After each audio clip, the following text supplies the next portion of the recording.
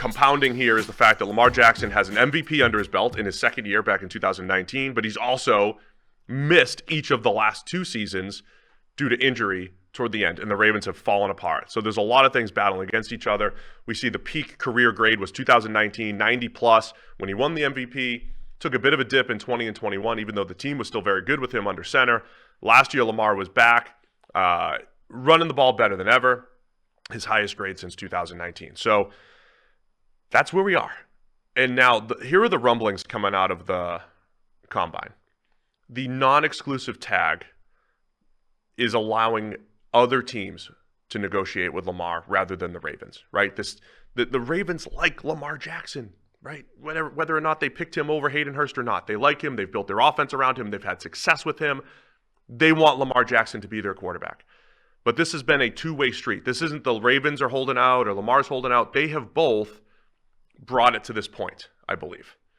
And the rumblings around the combine are that this move tries to let Baltimore absolve themselves of the negotiation process. Let someone else do it. Let someone else deal with Lamar in the open market. And then if the deal comes back and it's reasonable enough, we'll match it. We'll get him back in the building. Those were the rumblings coming out of Indy last week. Yeah, I mean, this is a really interesting gamble by Baltimore because I think all the way along, everybody was always assuming that this would go one of 3 ways. They would sign him to a long-term contract extension. They would beat the deadline. They'd get the deal done. They'd come to an agreement. Case closed. Number 2, they don't get a deal done. They franchise tag him, and he ends up playing on the franchise tag 1 year, $45 million or whatever it was, and then we do it all again next year, the Dak Prescott kind of route. Or number 3, they don't get the deal done. They franchise tag him, and they then try and trade him away. But always we were thinking of the exclusive franchise tag. Like they're not going to let him get exposed to the open marketplace where other teams can come in and give him an offer. But they have taken that gamble. And what they are essentially doing is saying, Baltimore believes Lamar Jackson is being unreasonable looking to replicate what is an outlier contract in the Deshaun Watson deal. The 5-year, fully guaranteed contract that doesn't exist anywhere else in the NFL. The only other sort of significant fully guaranteed deal of note is Kirk Cousins, which is 2 years shorter, right? Right. So the sort of counter to the long fully guaranteed deal is, well, we'll give you maybe a fully guaranteed deal, but not for 5 years, 3 maybe, so that if everything goes to hell, we could both get out of it, So they said, we think you're being unreasonable trying to replicate this deal. It's not where the market is. And to prove it, we're going to let you go and find out from other teams, see if anyone else is willing to go there. And actually, it's even more than that gamble because it's kind of, there's an implied challenge in that because it's so much less money. The non-exclusive tag is significantly less than the exclusive tag. So they're saying, not only do we not think you'll get this deal elsewhere, but we're willing to dare you to go do it by putting you on less money. But there's a question in the chat, why wouldn't teams just always use the non-exclusive tag? It's because if a team does make an offer, you pretty much you have to match it or lose the player. Yes. So there's only been 6 non-exclusive tags given to quarterbacks through the years. I believe this was Jeremy Fowler, his story on ESPN. Is it Jeremy? Yes. It is. We met him. Mm-hmm. Where did we meet him? No, it's actually someone else. We met Jeremy at the Maggie and Perloff Super Bowl party. Oh, the Maggie and Perloff party, of course. Steve Young, 49ers back in 93. Jim Harbaugh, Colts 96. Drew Brees by the Chargers in 2005. Matt Castle by the Patriots in 2009. And then Kirk Cousins, Washington in 2016. All the teams did not lose their quarterback through the non-exclusive tag, although the Patriots ended up they traded Matt Castle to the Chiefs, who signed him to a 6-year deal. But everyone else ended up back with their respective teams, basically. So there's not a huge precedent for other teams swooping in and stealing the quarterback. Mm-hmm. But maybe there is. Well, maybe there's a market for that now. Of those quarterbacks, only Steve Young is in the category of Lamar Jackson, right? Right. And this was like right at the start of free agency, franchise tag sort of situations where, let's be honest, teams had no earthly idea what they were doing, right? So anything could have happened there. through just random ass chance because nobody had any idea how to play the game at that point from a roster construction, salary cap management, asset management type of position. NFL teams now are much, much better at understanding how to handle all this. So it is kind of a unique situation for this to get to where it is. And it really is just that gamble of, we don't think you're going to get the kind of deal that you think you're going to get. Now it becomes, all right, this is all of a sudden an option. So which teams should be interested? Because it's going to cost you 2 first-round picks. So theoretically, that's fairly reasonable. Like Russell Wilson went for 2 firsts, 2 seconds, and a bunch of more players and other things as well. Like that was a lot more than this. So that theoretically, and then they signed him to the giant extensions. So it's not like it didn't come with extra money as well. That's kind of your benchmark of what the trade should look like. So theoretically, to get Lamar for just 2 first-round picks is a steal. Obviously a team like Houston needs a quarterback, but they'd have to give up number 2 overall, which I think probably makes it unlikely for them. Indianapolis needs a quarterback. They'd have to give up 4 overall, which is more palatable, but it's particularly palatable if they're thinking of trading to go to number 1, or to get the quarterback in the draft. They would use the same 2 first-round picks potentially to get 1 quarterback. Exactly. So if you're thinking of doing that anyway, but then it's the money difference. Of course. Would you rather pay Lamar 5 years, maybe close to guaranteed, or would you rather have your choice of quarterback? But it's the money versus the certainty of we get actual Lamar Jackson versus potential whoever in the draft. You know what I mean? Yeah. Look, I know a lot of teams came out and said they're not interested right away. Which is the one confusing aspect of all of this. I don't understand why there was like this blanket. Sources say the whatever are not going to be in the Lamar Jackson sweepstakes. Like 5 minutes after it came out that he was being tagged. That's weird. You're going to hear a lot of the word collusion surrounding this whole thing. I'm not buying that that's the explanation simply because I don't believe NFL owners are that stupid that if they were colluding, they would be like, hey, guys, everyone say we're not in. Like, if you were doing that, you wouldn't announce it. Like, hey, actually, it turns out we're not interested. See ya. So there's something else going on there. But I do wonder if there are individual teams just pushing back on, look, it got to this point because of the Deshaun Watson contract.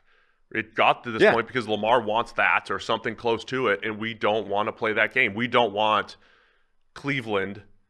I mean, is this collusion? If everybody doesn't want Cleveland in their move on Watson. Is this actually collusion? If everybody just doesn't want to play that game, we don't want that to be the new market value for quarterbacks. We want to play the old game where it's Mahomes and Allen and there's flexibility, or it's 3 years guaranteed. We don't want to play this Deshaun Watson game contract-wise. I mean, I think it's obvious that everybody does not want that contract to be a precedent, and yet it is.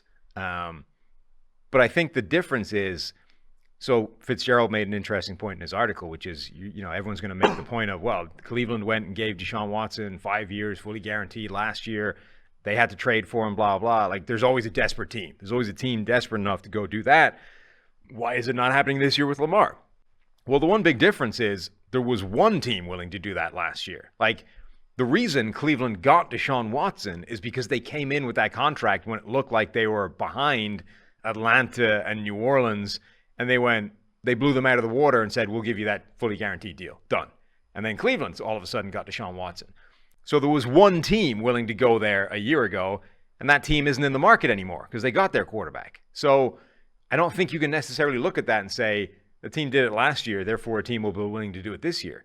Maybe the Browns would have if they hadn't got a quarterback, but they do, and they're not. And the Browns last year were out of the sweepstakes until they go to ownership. It's like, okay, this is our last chance. Let's do something crazy. And then they did it. So every other team was out after that. So yeah, that's basically what you're saying. There might not be a team that's willing to do that. And then the other interesting point why teams might not be too interested in it is if they believe the Ravens will effectively match any contract that's given. Like if they think the Ravens are out here basically just using the market to negotiate for them, and any deal that's going to get thrown at him will be less than the one he wants, right? If Lamar Jackson essentially wants the Deshaun Watson contract plus inflation, right? We're talking 5 years, $250 million, fully guaranteed. The Ravens might be looking at this and saying, any contract that is thrown at him is going to be less than that. Therefore, we will match whatever. Like, we're not going to get to where he's going through negotiation. We'll let other teams negotiate for us, and any deal that gets sent his way is going to be one that we should match anyway. So if everybody else was looking at this situation and saying, why would we negotiate their contract for them if they're just going to sign him anyway? Like, if they're going to match it, all we did is waste time and negotiating and a week and planning and like tied up our salary cap that we can't spend elsewhere, like while we're keeping it reserved for a contract that Lamar Jackson may or may not sign as we get to free agency. Like, you can see why teams wouldn't necessarily want to jerk themselves around for a week doing that if they didn't think there was any chance of this happening. Unless you're going to make a crazy offer that the Ravens can't match. Which only a couple of teams are capable of doing. So there is a way. Effectively, you can't put a poison pill in the contract anymore. Anyone old enough to remember the Steve Hutchinson contract when the Minnesota Vikings signed him away from Seattle? And then Seattle, didn't they get, was it Burleson they got back? Didn't they do the same thing like next year just to screw with the Vikings? I think it might have been Burleson. I don't remember offhand. So the Hutchinson one, the Vikings essentially put a clause in that contract that said that he had to be the highest paid offensive lineman on his team, which for Minnesota, with a bad offensive line, was not a problem. But Seattle had Hall of Famer Walter Jones already on a monster contract, so that became a huge issue for them. They couldn't match, therefore he went to Minnesota. I think the deal was, I think it was Nate Burleson that Seattle signed after that to basically get back at them. And they put some ridiculous clause in it, like he couldn't play more than 2 games in the state of Minnesota or something without the number going through the roof, right? So obviously Seattle, that's not a problem. Minnesota, that was a bigger deal. Then the NFL went, okay, this is getting ridiculous. We have to outlaw poison pills. But what you can do is structure the money in the contract and essentially put it in a year that another team is simply unable to get to from salary cap point of view. If somebody comes in, like, for example, the Falcons, who are the one team that I don't quite understand why they wouldn't be involved in this. The Falcons have $61 million of effective cap space, and that's before you get to whatever they can do to free up cap space. Baltimore is $10 million in the hole. So the Falcons can structure a contract with so much money up front that Baltimore literally cannot match the deal, and therefore he would immediately go to Atlanta, and they would get 2 first-round picks back. I don't quite get why Atlanta is not in these sweepstakes, because they have the money to make it happen. They have an offense that Lamar Jackson I feel would look amazing. And all right, the defense maybe isn't ready to contend, but that offense could be absurd if they had Lamar Jackson in it. So why wouldn't they be involved in this? To me, it's the teams that aren't in the top 10, like Washington, who could use a quarterback. They've already said they're out like others, but is that just playing hard to get? Is that just saying, we're not jumping, we're not running to the table yet? But Washington feels like that team that hasn't been able to get into the top 10 to get a quarterback over the last few years. Yeah, the problem is I think you need the cap space as well. Like I think the actual list of suitors is quite small. Atlanta makes a ton of sense. I think Houston are probably out just because of the pick they'd have to give up. The Raiders make sense, but I think are probably out because somebody needs to cut a check for $250 million. And I don't know if Mark Davis has that. Like, if you're signing a guy on a contract, you need to put the guaranteed money in an escrow. Like, you need to have it. And there are certain owners that probably don't have $250 million in ready cash sitting around to be able to put in an escrow. And Mark Davis would be one of those. The Giants would have been interesting, but they just tagged Daniel Jones. Signed Daniel Jones to a long-term contract. The Patriots would be a sneaky one that could make some sense. Weren't they reportedly quite high on Lamar Jackson at draft time? Yeah, they were, and he went 31st, right? And they picked Sony Michel at 32. Yeah, that year. And then Detroit would be another one that would be a sort of left field, and maybe Tennessee as well. Like but you're sort of trying to shoehorn it into Detroit and Tennessee and the Colts with the high draft pick. To me, it's like, Atlanta makes all the sense in the world. I just don't understand why they're not front and center saying yes. Carolina would make sense as well, but they have similar cap problems to Baltimore.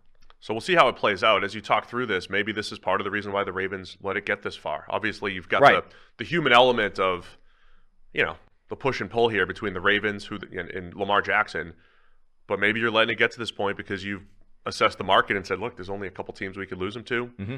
And unless they have a ridiculous deal, we'll match it and we'll bring Lamar back and and go from there. I mean, if they had intel that for whatever reason Atlanta was not interested in this deal, that's the one team that could really construct a contract that Baltimore would be screwed trying to match. And you're absolutely right. The Giants have the third most effective cap space prior to the Daniel Jones deal, but they signed Daniel Jones. Right. So they're out now. Yeah. So at that point, you're looking at it from a Baltimore's point of view. You're like, who can actually construct a contract that we wouldn't match? Nobody, really. I mean, they could, but anyone else doing that would probably screw themselves. So at that point, Baltimore's probably feeling pretty good about this. All right. So prediction? I think he ends up staying in Baltimore still. Back to Baltimore. Now, here's the thing, though. What you have to ask yourself is, how badly damaged is this relationship? Because that's the other element, the thing that you always hate, the touchy-feely stuff. This effectively is a slap in the face to Lamar Jackson and a dare. They're goading him. They're actively saying, you know what, we're done. We're walking away from this dumbass contract that you're trying to get. You're not getting it from here. And you know what? You're not getting it anywhere else. And we're going to dare you to go do it. We're going to give you less money on this tag for you to have the privilege to go out and prove to yourself that you're not going to get what you think you're worth. And it's not even happening through an agent. They're saying this to his face. And then, if the whole thing collapses, he ends up coming back to Baltimore. It's right, August, OTAs. Sup, Lamar? How's it going? That. Yeah, it matters. It does matter. It matters here. So that's the big question mark at all this. If he ends up coming back to Baltimore, how much does everybody now hate each other in that room?